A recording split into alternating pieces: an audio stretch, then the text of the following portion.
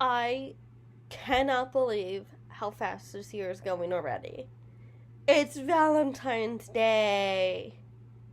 It's my favorite holiday, besides Christmas. I don't know if it's because you get a lot of chocolate or the actual meaning behind Valentine's Day. I wanted to share with you guys some of my favorite ideas I've had in the past.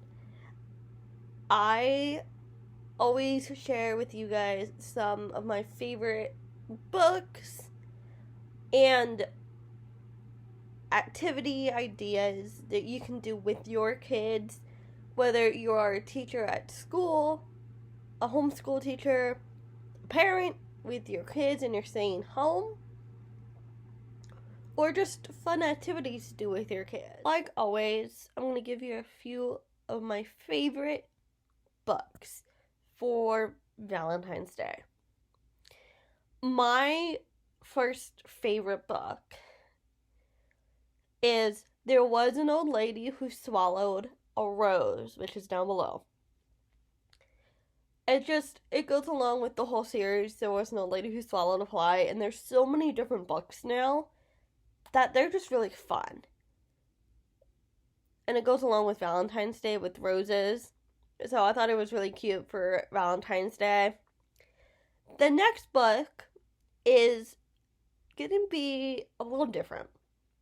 It's not so much fun, themed.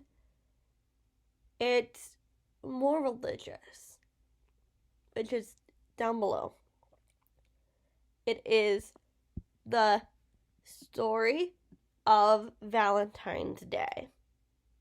And it talks about the meaning of Valentine's Day in the religious world. You know, there was Saint Valentine, and it talks about his story. The next couple books, actually, are going to be like series books. Just like There Was an Old Lady Who Swallowed a Fly, there's a couple different books that follow it. The next couple books are going to be almost like that. So the next book, The Bearstein Bears, Valentine Blessings. I love the Bearstein Bears. I grew up with them. So the fact that now they made a TV show, it gives kids like the idea of, oh, I watched it on TV, maybe let's read the book. You know, I grew up with the Harry Potter series, so I was always that person that had older sisters that had to get the book before they saw the movie, and to read the book before they saw the movie. This kind of gives that idea for younger kids. Oh, we'll watch the Bearstein Bears in the morning and then read the book at night. It allows that interchangeable visualizing the book and then reading it and making it come to life. Or the other way around, where you read it, you let it come to life, and then you watch the show and you're like, is this really how I imagined it? You know, it gets the kids thinking, that critical thinking. My second favorite series book, Franklin the Turtle. Franklin's Valentines. I love Franklin the Turtle. There was always a running joke in my family with my dad's name and Franklin the Turtle. So one year he actually dressed up like Franklin the Turtle. So I love Franklin. Just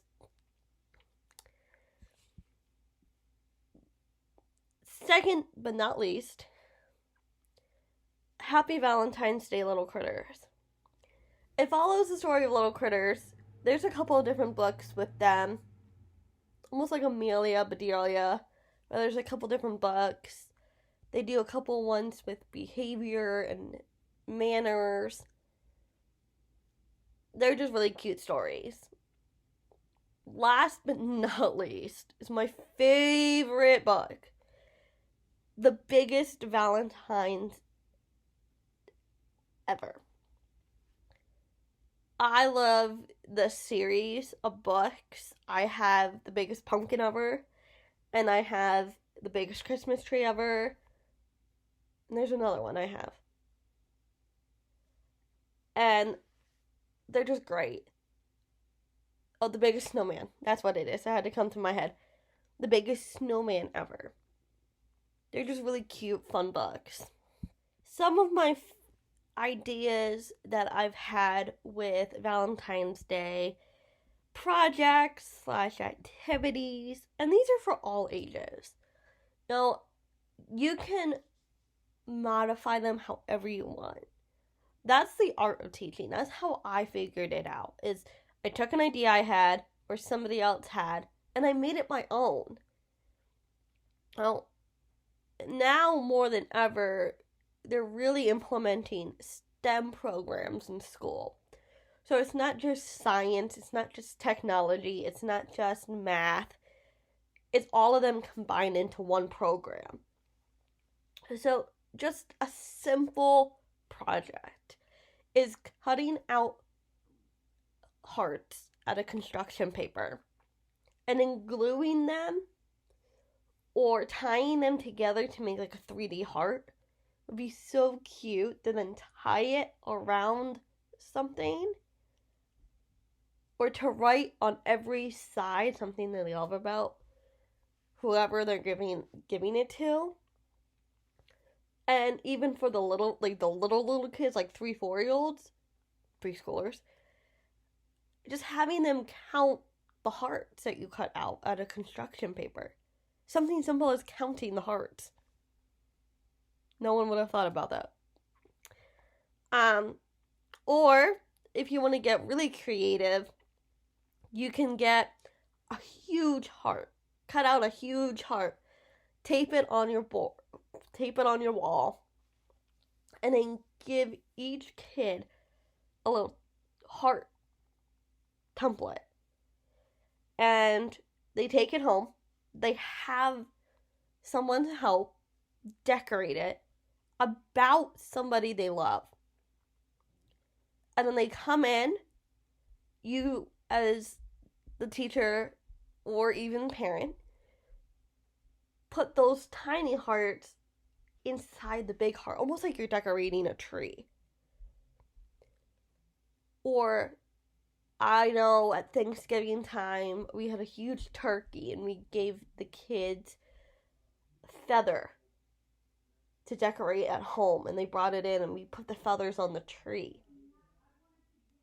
Something similar to that. And it gets them in that creative aspect. They're not all math. They're not all science ideas. It incorporates all of them. Now, some of the writing ideas I had is for the older kids, just writing a letter to somebody saying, I love you, or what they admire about them. I think you're really smart. Almost like a pen pal. You can even do it in class with just the kids in class. And they pull a name out of the hat and they have to pick a person and say something. Write a letter to them. Or even someone at home. You know, I'm going to write a letter to my sister today because I just think she needs to know how smart she is.